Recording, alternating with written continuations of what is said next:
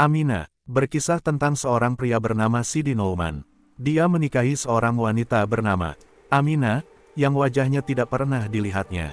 Setelah pernikahan mereka, kisah seram pun dimulai. Ternyata istrinya adalah sosok yang sangat mengerikan. Ada seorang pria muda bernama Sidi Nouman berasal dari keluarga muslim yang kaya. Dia segera akan menikah dengan seorang wanita yang belum pernah dilihat wajahnya. Pernikahan itu diatur oleh orang tuanya. Bahkan saat pernikahan pun dia tidak diperkenankan melihat wajah istrinya yang disembunyikan di balik cadarnya, yang dia tahu hanya namanya saja Aminah. Setelah acara pernikahan, di dalam kamar mereka sang istri membuka cadarnya.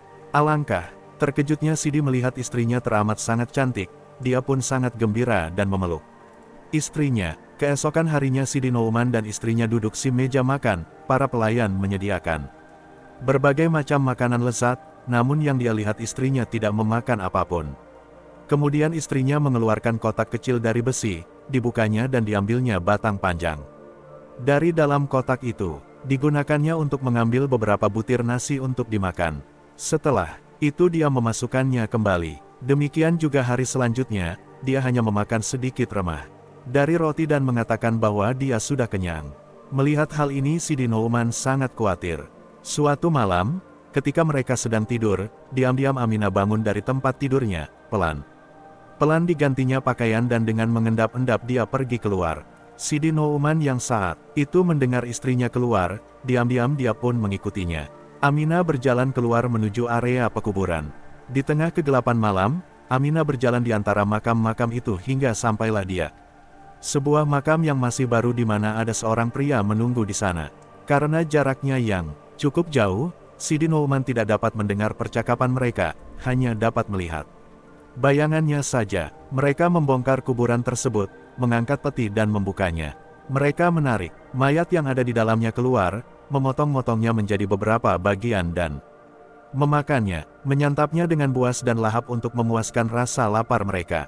Masih bertahan di tempatnya bersembunyi, Sidi gemetar menyaksikan pemandangan menjijikkan istrinya yang sedang mengunyah daging busuk dari mayat itu. Ketika sudah selesai menyantap semuanya, Aminah dan pria misterius itu mengumpulkan tulangnya dan memasukkan mereka kembali ke tempatnya, menutupinya dengan tanah. Tidak percaya dengan apa yang baru saja disaksikan, Sidi terpaksa pergi menjauh dari pemakaman itu. Berlari kembali ke rumah dan naik ke ranjangnya, berpura-pura tidur ketika istrinya kembali. Aminah pun melepas gaunnya dan menyelinap dalam selimutnya, tak mengetahui bahwa rahasia buruknya telah terbongkar. Sidi Nouman tidak bisa tidur di sisa malam itu, dan di pagi harinya, dia pergi dari rumahnya. Sebelum Aminah bangun, dia menuju ke kota untuk bertanya kepada seorang cenayang dan mencari tahu apa yang harus dilakukannya. Dia memberitahu padanya tentang pernikahannya dengan Aminah, kebiasaan makannya yang mencurigakan dan pemandangan mengerikan yang dilihatnya saat di kuburan. Istrimu seorang gaul, kata cenayang itu. Salah satu setan yang berkeliaran di kota ini, membuat sarang mereka di gedung-gedung tua yang terbengkalai dan menyelinap di antara orang untuk memakan daging mereka. Jika mereka tidak menemukan mangsa yang hidup, mereka akan pergi ke makam-makam untuk mencari mayat. Apa yang harus kulakukan? Sidi memohon dengan berlinang air mata. Kumohon katakan padaku. Cenayang itu kemudian memberinya sebuah botol kecil di tangannya yang berisi cairan berwarna gelap. Ambil ini dan pulanglah segera, katanya. Ketika tiba saatnya, lempar ramuan ini ke matanya, dan kau akan melihat apa yang harus kau lihat. Ketika Sidi pulang ke rumah, saat itu tepat waktu makan siang mereka. Istrinya kemudian menyambutnya dan mengantarnya ke meja makan. Pelayan kemudian menyajikan beberapa makanan di hadapan mereka. Seperti biasa, Aminah mengeluarkan kotak besinya, mengambil jarum dan mulai mengait nasinya satu demi satu, dan menaruhnya di dalam mulutnya. Kenapa Aminah? Kata Sidi pelan. Apakah ada yang salah dengan makanannya? Tidak, aku hanya tidak lapar, jawabnya.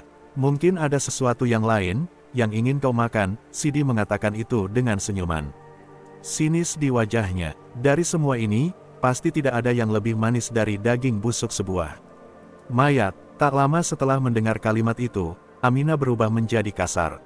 Wajahnya menjadi ungu, matanya melotot seperti ingin meloncat dari tempatnya.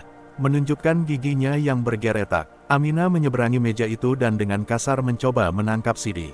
Tapi dia terlalu lambat. Sidi telah membuka botolnya dan melemparkan cairan di dalamnya ke mata Amina. Segera Amina, yang cantik rupawan, wajahnya berubah menjadi hitam. Kulitnya mulai berasap dan daging yang menempel di tubuhnya, berjatuhan dari tulangnya. Sidi ketakutan menyaksikan wajah istrinya, yang mulai meleleh. Wanita itu lalu jatuh di atas lututnya dan tubuhnya hangus dan mencair di depan matanya. Setelah semua itu, yang tersisa hanyalah kubangan lumpur hitam yang tebal di mana Amina terbuat. Wis, ada seorang gadis bernama Veruca Snot yang memiliki sikap yang sangat buruk. Ia selalu menyebabkan masalah, sehingga orang tuanya tidak bisa mengendalikannya. Di sekolah, ia membuli anak-anak yang lain, bahkan ia juga memukul mereka. Ia tidak memiliki teman karena seluruh anak yang ada di kelas membencinya. Pada suatu pagi, Veruca sedang berjalan ke sekolah saat seorang laki-laki asing melangkah keluar dari semak-semak dan menghadangnya. Laki-laki itu berpakaian serba hitam dari kepala sampai ujung kaki. Matanya bersinar dengan cahaya yang menakutkan. "Siapa kau?" tanya Veruca. "Well, aku punya banyak nama," jawab laki-laki itu sambil tersenyum licik. "Beberapa orang memanggilku Beelzebub, yang lainnya lagi mengenalku sebagai Belial, Old Nick, atau Lucifer. Kau mungkin mengenalku sebagai setan." Oh, ya, cemooh Veruca. "Buktikan." "Baiklah," kata iblis tersebut. "Aku akan memberimu 3 permintaan yang harus kau bayar dengan jiwamu." Veruca berpikir keras selama semenit, kemudian ia mengangkat bahunya dan berkata, "Oke, aku setuju. Apa permintaan pertamamu?" tanya si iblis. "Well, aku pernah membaca cerita seperti ini sebelumnya," kata Veruca. "Saat orang memberimu permintaan, mereka biasanya berakhir dengan konyol, tapi aku terlalu cerdas. Jadi, permintaan pertamaku adalah aku meminta permintaan yang tak terbatas." Si iblis menaikkan alisnya. "Sangat pintar," katanya. "Permintaanmu kukabulkan." "Aku tahu," balas Veruca dengan seringaian di pipinya. "Apa permintaan keduamu?" tanya si iblis. Permintaan keduaku, aku ingin menjadi miliuner," katanya. "Maksudku seorang miliuner dolar Amerika, jadi jangan menipuku dengan mata uang lain yang aneh-aneh." Si iblis tersenyum angkuh. "Permintaanmu kukabulkan." Veruca membuka tas sekolahnya. Ia menemukan tasnya penuh dengan bundelan uang. "Bagus," teriaknya. "Oke, permintaan selanjutnya, aku ingin menjadi gadis populer di sekolah." "Permintaanmu kukabulkan," kata si iblis. Setelah itu, Veruca mendengar bel sekolah berbunyi di kejauhan. "Oh tidak," teriak Veruca. "Lihat apa yang telah kau lakukan. Kau membuatku terlambat sekolah. Sekarang, guru pasti akan memberiku hukuman. Oh, kuharap aku mati." Kemudian, tiba-tiba, Veruca mati. Tomb Raider. Bertahun-tahun yang lalu, banyak orang ketakutan jika mereka tidak sengaja terkubur hidup-hidup. Akhirnya, peti mati dibuat dengan lubang di atasnya. Lalu, peti mati tersebut dihubungkan dengan pipa tembaga sepanjang 6 kaki.